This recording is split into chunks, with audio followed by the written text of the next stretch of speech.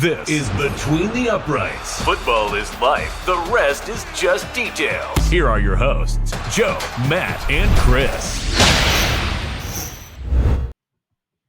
Experts are calling this an all-time great defensive line draft, so we are going to the edges of this defensive line, talking about the best edge rushers in the 2025 NFL draft class, because there are some great ones. Abdul Carter, obviously, he's not going to get out of the top 5 picks, probably won't get out of the top 4 picks in the NFL draft, and then you go all the way down the line, and there's a bunch of big-time pass rushers here in the 2025 NFL draft. So first, I'm going to kick it to Joe on this one. Joe, tell me about this edge class and give me a guy that you are on the lookout for in this edge class.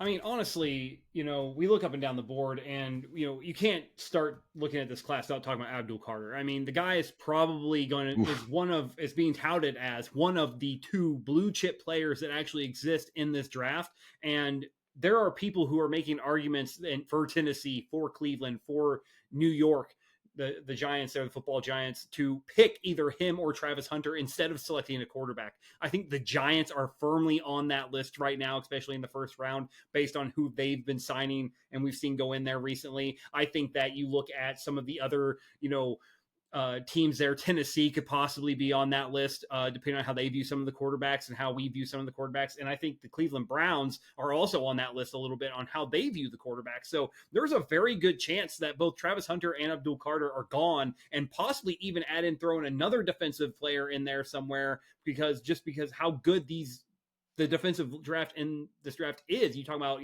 the defensive tackles that are up there right now. But speaking specifically to the edge rushers, I mean, you talk about Abdul Carter. I mean, I think right now there are more edge rushers that have the ability to be game changers in the top 15, top 16 picks or projected per PFF right now. When you look at Abdul Carter, Mike Green out of Marshall, James Pierce Jr. out of Tennessee, who we're going to get to later, Donovan Ezeiruaku, who I'm going to talk about here in a second, Michael Williams, Shamar Stewart, Nick Scorton, all those guys are top 32. Those are first round projected defensive ends, edge rushing guys who are probably going to get picked somewhere in there. And even Landon Jackson could sneak in there. Princely Umamalayan can slide in there. They're right there. And it just gets better and better and better. And then you got guys like, NCAA champion, Natty champion Jack Sawyer at 56, who is still one of the best defensive edges in this draft, and he's going to go somewhere in the middle of the second round. There's a chance that he jumps into the first round as well. I really think that we're going to see probably a alarming amount of edge rushers go in the first round. And can we just address the fact that Texas A&M probably should have done significantly better than what they have when they have two edge rushers in the top 32 picks right now per PFS big board. They have 27, which is Shamar Stewart, and 31, which is Nick Scorton. But I want to get to Devin Ezeiruaku, who is my pick for the edge rusher I want to talk about in this draft. And Devin Ezeiruaku, 21 and a half years old, really came into his own this past season for Boston College. He's only 6'2", he's 247. A lot of people think he's undersized, more of a speed guy than a power guy. But he did dominate from just an overall performance standpoint. I mean, this is 14 sacks, 20 hits, 26 hurries in this season. He graded out as a 18.2% pass rush win rate with a true pass rush grade of 90.7. I mean, he's top tier when it comes straight down to it, but a lot of people have concerns about how he's going to handle the bigger, more athletic tackles in the draft. And I have one thing to say after watching some Ezeiruaku tape, and it's this.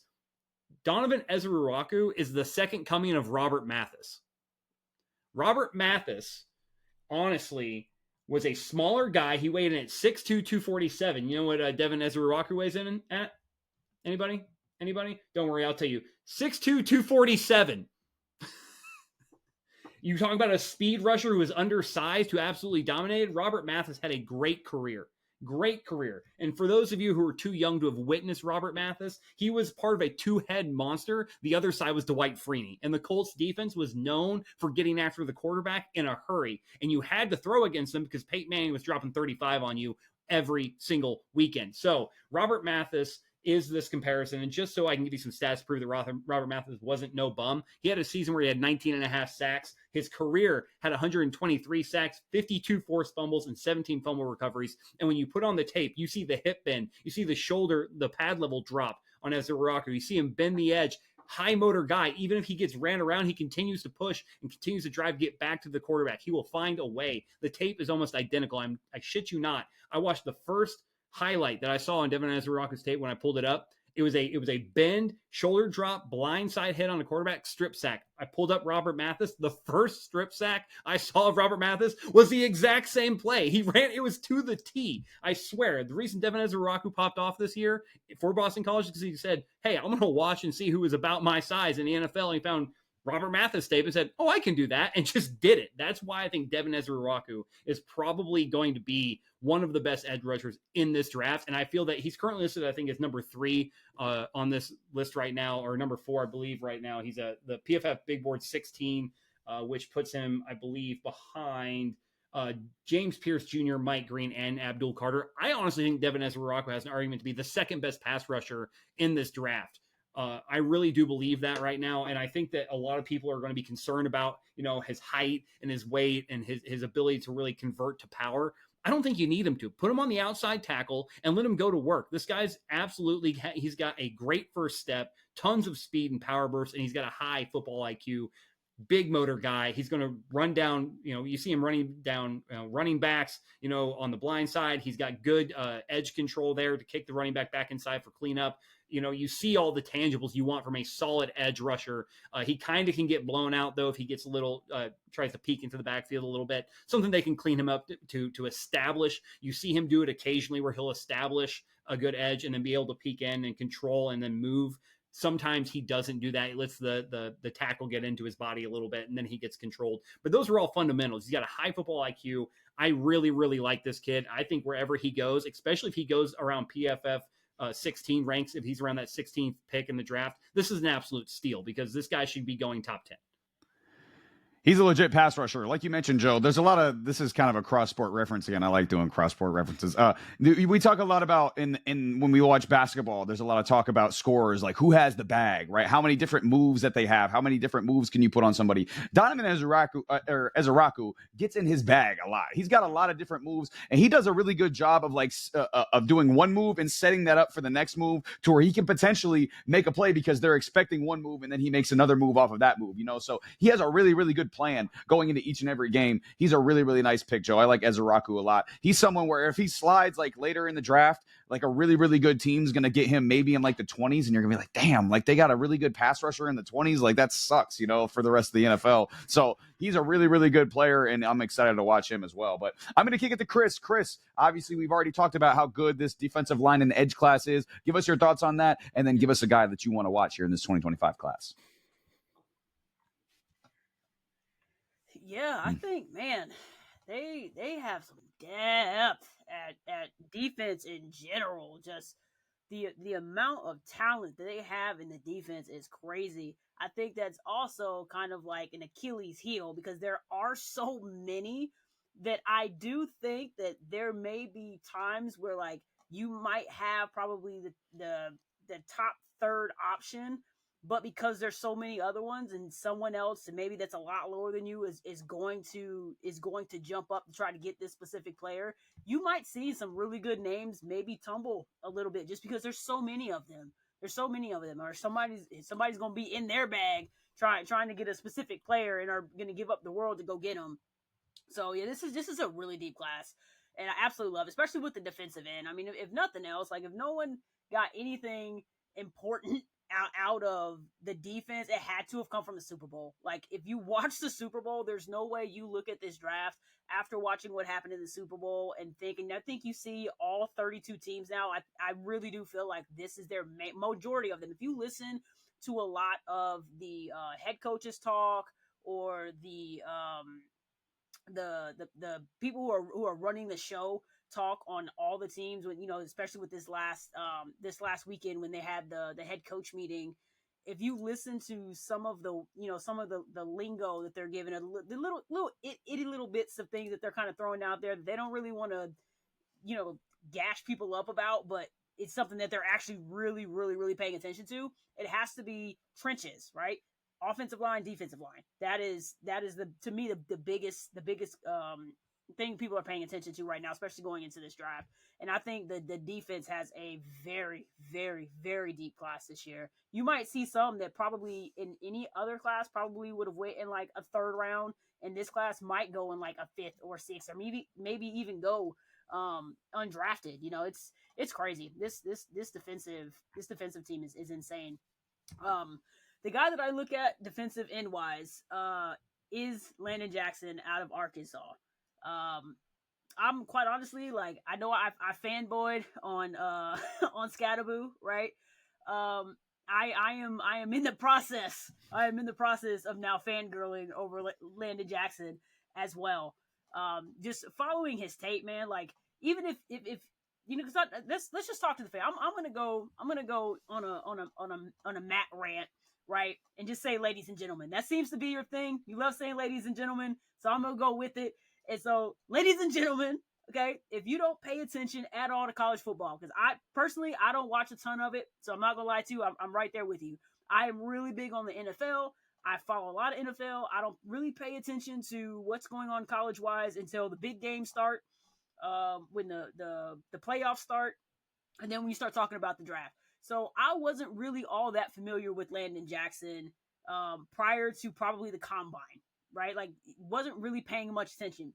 But if there's nothing else you watch, and it's not this hard to find it, go to the NFL.com and watch what they have on Landon Jackson and what he did in the combine, and tell me that you can't leave that being absolutely enamored by this guy.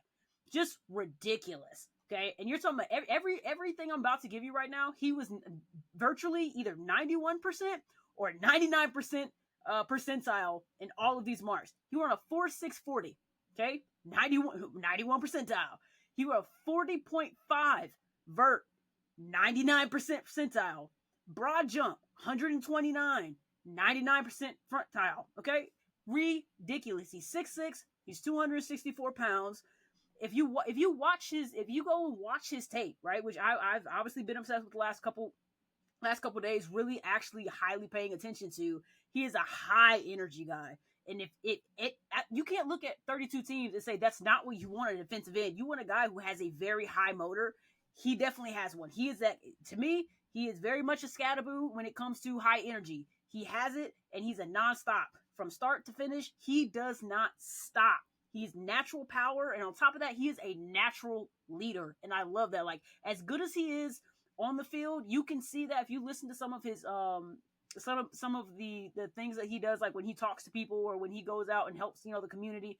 He's also a good guy, maybe even a better guy off the field, which I think for any team, that's what you want to bring in, especially teams that are trying to either set up their culture or continue their culture. You want to bring in good culture dudes, and I think he is good on and off the field.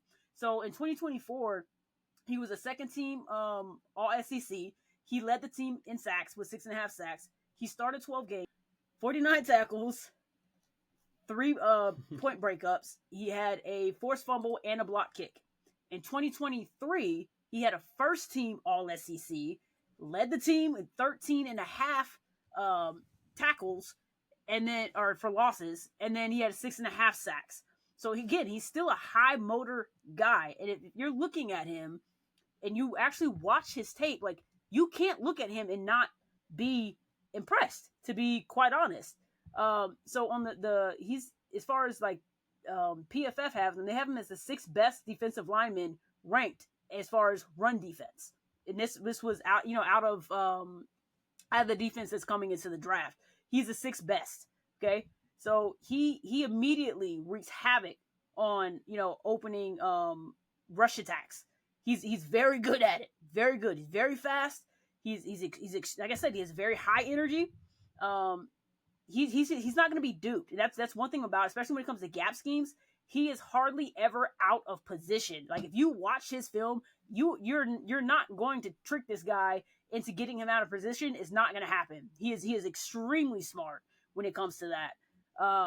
Then you look at cons, right? So yes, he is slightly undersized. But he's already shown the ability to build up muscle.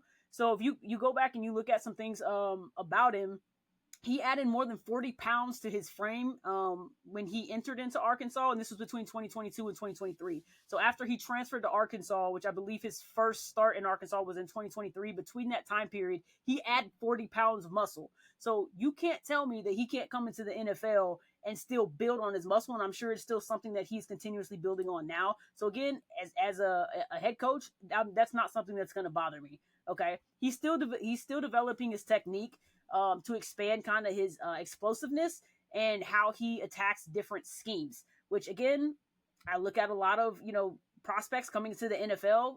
You want them to continuously try to redefine what they're able to do and add things to their wheelhouse. So that's exactly what you want. You just want somebody that continuously wants to add tools to his kit in order to his his belt. I'm sorry.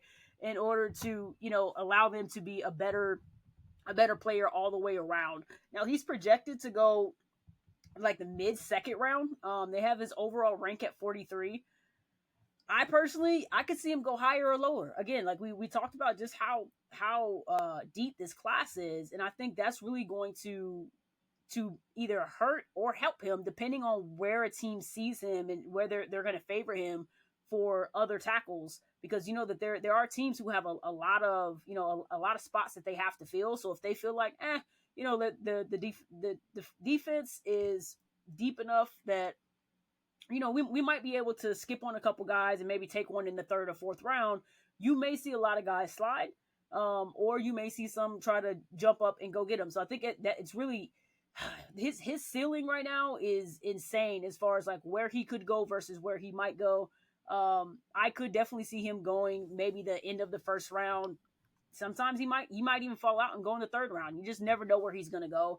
But Landon Jackson, to me, absolutely has to be a defensive end that is on people's big boards. He is absolutely on mine. I cannot wait to see where exactly he's going to show up. And I guarantee you, at any point, you call it a hot take, call it whatever you want, but he is going to be an all-pro, and he is going to be a Pro Bowler within the next 3 years. That's almost a guarantee. Whoa, all pro. Within the next 3 years. Yeah, absolutely. Within the next 3 years, all yeah. pro is next a 3 years, Chris. Next 3 years, he's going to be an all pro. He's saying within the next 3 years. Contract, I should say. Bet. Rookie contract. You and the clipping it. all pro, man. What a man, all pro with all clip it, Matt. Clip it. Especially with all the edge rushers we got in the league now. Garrett, Micah Parsons, man, TJ Watt, all those guys, man. Being all pro amongst those guys shows how highly you think of him. But I mean, listen, you mentioned how athletic he is. I mean, a 40-inch vert at 6'6", 270. My first thought was like, that sounds like Zion Williamson in the NBA. Like that's what that sounds like. That's ridiculous. I mean, Zion's probably got like a 45-inch vert because he's a ridiculous athlete. But like that's what it sounds like. Just a massive human with extreme explosiveness is Landon Jackson. And two, a lot of people probably know him from that viral combine video where he was hitting the bag and he was just like slapping the shit out of it like this, And then they showed him doing the drill again for the NFL combine, and he's, stacked up. Like you mentioned, he gained 40 pounds and he's hitting the shit out of the bag, So he's a legit athlete now. And like you mentioned, I would not be surprised if somebody takes a chance on him at the end of the first round. Yeah, you imagine someone like the Eagles taking him at the end of the first round or something like that. It's just like putting another great defensive lineman in with another great D-line is just something that I know us NFL fans, not Eagles fans, would not want to see, because that would be a dangerous defensive line, and it already is, So, but I'm going to kick it to Sammy. Sammy, obviously, we talked about a few different names here on this in this edge class here for the 2025 draft. Who you got? Who should we be looking out for? Well, I got Mike Green, edge rusher out of Marshall. Now, Marshall is not exactly known for their NFL talent, and honestly, in the Sun Belt, I'm joking, guys. I know about Randy Moss, guys. I was joking. Chad Pennington, Byron Leftwich. Of course, I know about all these guys. I was just joking. I was being sarcastic. I was really thinking about Randy Moss when I said that, though. I knew that was going to get some of y'all, some of the unks reeling for sure. Now let's talk about Mike Green for a second. 22 years old, 6'3", 251 pounds.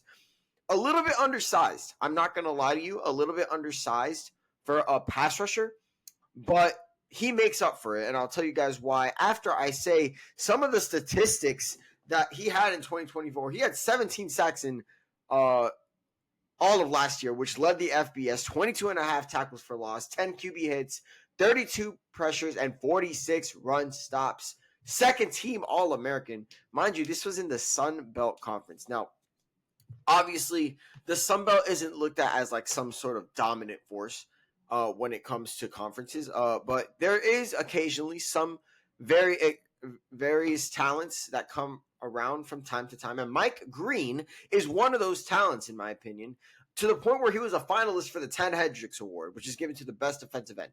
So one of the things, yeah, like I said, very small, but he compensates for it. Now, how does he compensate for it? His amount of pass. This guy has probably, here's a take. He might have the deepest bag in the entire NFL draft when it comes to pass rush moves. He does everything, but one move that stands out is his patented spin move. And that spin move is lethal. It worked every single time against Sun Belt opponents, granted. But I think if he puts on some muscle, it'll 1,000% work at the NFL level. He has a very strong burst off the line of scrimmage. And even as a pass rusher, he's not bad at the run game. He's a very efficient tackler as well. And he's a great block shedder. So in the run game, I know there's some concerns a bit. I don't see those concerns lasting that long just because I feel like he's so fast and explosive. Now, the one thing about Mike Green that he has gotten a lot of flack for is his power moves. Can he bull rush? In an offensive line, in a league where offensive linemen are bigger than ever, tackles are bigger than ever, can you bull rush them? Can you completely run them over? Well, I can't promise you that he's going to completely, at 6'3", 251, run over somebody, especially these huge offensive linemen that are 6'6", 6'7", some of them even 6'8", right? However, during the Reese Senior Bowl, when I saw that one-on-one rep against Chris's boy, Josh Connerly, which is ironic that you said he was the best, and I understand why you said he was the best. He's a great talent. No shade on him. But he absolutely creamed him, and it was absolutely fantastic to watch. Now, granted, Josh Connerly got his lick back a little bit later. So Josh Connerly did do a solid job there against Mike Green, but that stands out. Somebody 6'3", 251 with that kind of bull rush, that is fantastic, and something that I know when NFL scouts saw that, they were so excited to watch the rest of his tape, and I was too. Now, with that being said, there are a couple of flaws. I did already mention the power rushing. He had that one rep against Josh Connerly, which showed that he can. However, one rep is not exactly just the entire picture. He did struggle a bit. He plays very vertical. And since he plays very vertical, sometimes he doesn't get enough bend. Sometimes he gets very caught up with other offensive linemen. He gets caught by the shoulder pads so that he can't move. I already mentioned he lacks a lot of power. His biggest problem, in my opinion, he relies too much on the finesse. He relies too much on the hand speed and such. While that's good against the guys in the Sun Belt, the guys in the NFL is a completely different game. You're not going to be able to spin, twirl, and whatever on these guys, okay? It's going to be a lot more difficult for sure. And he doesn't play with his hands on the dirt. So he's not exactly a traditional pass rusher in the NFL where he's going to put both of his hands in the dirt like some pass rushers do. He's going to be on a standing stance. And that's a little weird, but I do think that can work. I don't think he's going to be necessarily a defensive end. He's going to be more of an outside linebacker. That's primarily where he's going to be at. I think he's going to operate better in a 3-4 scheme, which I think a lot of teams have been running 3-4 a lot of teams run 3-4 in the NFL, so he will be very useful. Now, Mike Green, in my opinion, he has the potential to be very, very special. However, I do think he needs to not be a one-trick pony. when it comes to his pass rush skill set. I do think he has to gain some more strength, be able to bull rush some of these guys, not rely too much on his swinging and spins and his pass rush bag. Look, having a bag is great, but at the end of the day, if you have a bag and can't get to the quarterback, it's not going to matter. So he needs to develop more than one way to get to the quarterback. And you guys saw during the Reese Senior Bowl, I mentioned Josh Connolly getting smoked. There were some reps where Mike Green would put out this spin move, and it was not working for anything. So that's, in my opinion, what he's got to work on. Don't be one trick. He is versatile, so I do think even if he does not turn out to be the best pass rusher, I do think he can be a very sound run defender. I think he has a place in this league, and I think he has the potential to maybe eventually be a Pro Bowler. Yeah, he's got a lot of potential, like you mentioned, Sammy. And you were talking about his bag, and he's got that elite short area quickness that makes great pass rushers great as well. He ran a 6.85 3-cone drill for the defensive lineman. That's 99th percentile as far as defensive lineman goes in the NFL draft. So he's got elite short area quickness as far as it goes, and as far as an edge rusher goes, and that's an exciting thing if you're NFL teams. And like you mentioned, the production was crazy, most sacks in FBS last year. So again, you combine elite measurables with elite tape and elite production. That's an elite pass rusher without a doubt, and Mike Green is definitely going to be on the board. But listen, I'm going last, and I picked the most provocative guy. Okay, that's what I do. I'm here to incite conversation. I'm here to get views. I'm here to get clicks. So let's click. We're not here for that, guys. All right, we're not here for that, man. That's why we're here. That's why we do it. Right, it's real analysis. It's real analysis. It's football analysis. But again, we want people to watch the video. You know, we want people to talk about James Pierce Jr. That's who we're here to discuss, because this guy is the most high risk, high reward player in the draft. And I'll get to a reason why for both. Okay. James Pierce Jr. might be the best pure edge rusher in this class. And again, here's why. First of all, Pierce's measurables are special. Okay. Obviously, University of Tennessee edge rusher, 6'5", 245. He ran a 4.47 40-yard dash as a defensive end. That's ridiculous. Okay. And in 2023, his sophomore year, there were 15 players in college football to reach 23 miles per hour on a single play. James Pierce Jr., like I said, a defensive end, was one of those on a pick six. He got a pick six and reached 23 miles per hour. So again, a freakish athlete. You see it with his first step in pass rush. In my opinion, he's got the best first step in the draft. He's extremely explosive on that first step. Obviously, he's a freak of nature, and it showed in the on-field production as well. First team all SEC the last 2 years, 10 sacks and 14.5 TFLs in 2023, 7.5 sacks and 13.5 TFLs in 2024. So again, James Pierce Jr., freak athlete. And again, he's also got the production to show it up. And again,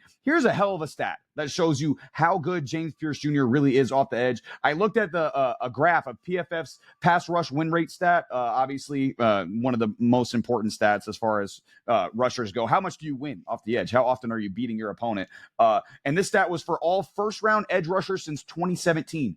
The only player who had a higher pass rush win rate than James Pierce Jr.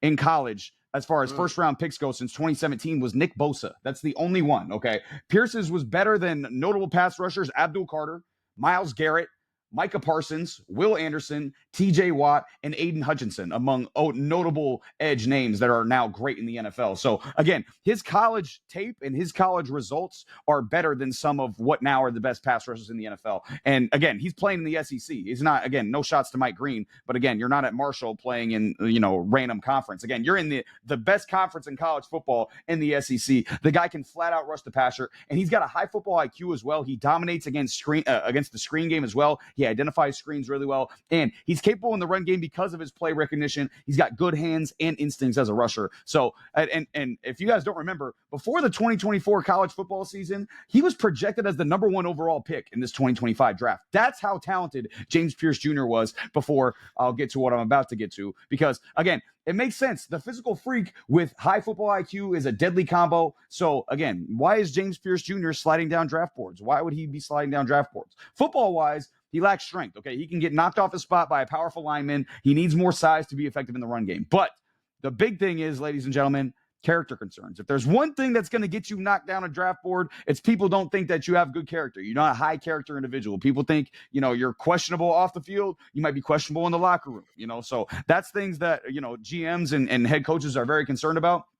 The first thing that you'll see, he was arrested in 2023, disobeyed orders from police after he was speeding and driving with a suspended license. Those charges were dropped after he showed proof he got a license and paid off his court costs. But still, I don't think anybody wants to see an arrest when you're looking at, drafting a player in the first round of the NFL draft. And also, apparently, he had the worst character report of any player in this year's class, and apparently he was uncoachable at Tennessee, according to reports, and the Vols were happy basically when he left their program. So now there's some varying reports as far as that goes. There's, some think it was the environment at Tennessee wasn't conducive for him. Some think it's just because Pierce was already looking towards the NFL. He didn't really care about Tennessee anymore. He wanted to get to the NFL. And one GM also just thought it was flat out false in general. He said there's no character issues that I'm aware of, and he just wants to be great, talking about James Pierce Jr. So again, very, yeah, maybe a future Jet, maybe a future Jaguar, places where Cleveland.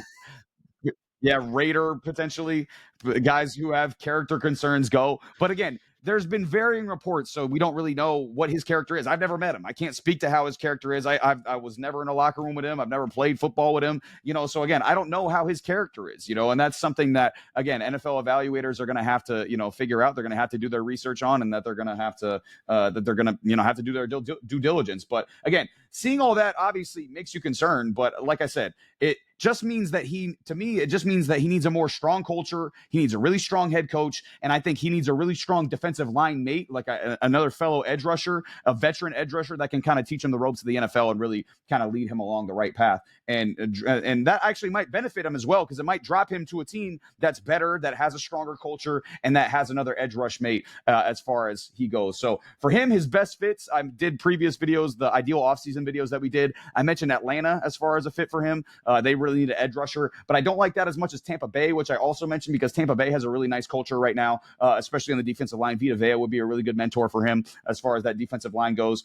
Cincinnati at 17 is a threat to draft him as well. Imagine Trey Hendrickson and James Pierce Jr. on the edge. That's a really good recipe as far as the Bengals go for, potentially turning around a defense that was terrible last year. But the best fit to me, and I doubt he gets there, and I mentioned culture, and Sammy's going to get all mad because I mentioned culture, blah, blah, blah. But again, if he does get there, Detroit has to do this at 28. If the Detroit Lions are there at 28 and James Pierce Jr. is there, again, culture, Sammy doesn't like it. I agree. This might be the best culture in the NFL, okay? Head coach, Dan Campbell, is one of the most strongest, no-nonsense head coaches in the NFL, okay? A D-line mentor, Aiden Hutchinson on one side, James Pierce Jr. on the other side. You just added DJ Reed to that secondary. Again, you got a really nice defensive line with Ali McNeil. You got a lot of really, really nice pieces on that Detroit Lions team. Also, Detroit would be getting tremendous value at 28 with someone like James Pierce Jr., who, like I mentioned, was the projected number 1 overall pick before this season. And they've also been so good at drafting in general that even if they do have problems with Pierce and eventually have to let him go,